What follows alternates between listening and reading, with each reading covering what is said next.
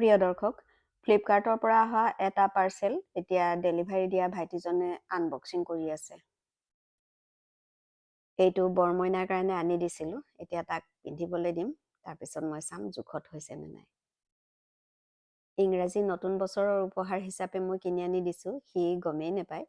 মই আচলতে উপহাৰবোৰ এনেকৈয়ে কিনো, কোনেও গম নোপোৱাকৈ। যেতিয়া আনবক্সিং কৰিছিলে তেতিয়াও গম নাপায় যে এইটো তাৰ ভাগৰ। এয়া পিন্ধি ল'লে এতিয়া। 1 জানুৱাৰী বুলি বৰমইনাই আমাক মন্দিৰলৈ উলিয়াই নিছিল, লগতে অলপ ইফালে সিফালে ফুৰিবলৈ যাম বুলিও ভাবি থৈছে। এনে সময়তে আৰু এটা পাৰ্চেল আহিল আৰু সেই পাৰ্চেলটো পদূলি মূৰতে খুলিবলগীয়া হ'ল। এইটো পাৰ্চেলতো বৰমইনাই পিন্ধি থকা পেণ্টটোৰ লগত একে পেণ্ট, একে চাইজ, একে ৰঙৰ এটা আহিছে। এইটো নতুন বছৰৰ উপহাৰ হিচাপে সৰু মইনালৈ লৈছোঁ। সৰু মইনাই গমেই নাপায়। অৱশ্যে সৰু মইনাৰ জন্মদিন মাঘৰ বিহুত, সেয়া বেলেগ উপহাৰ হ'ব, কাৰণ জন্মদিনৰ উপহাৰ এইটো নহয়। উপহাৰ পাই বৰ ফূৰ্তি।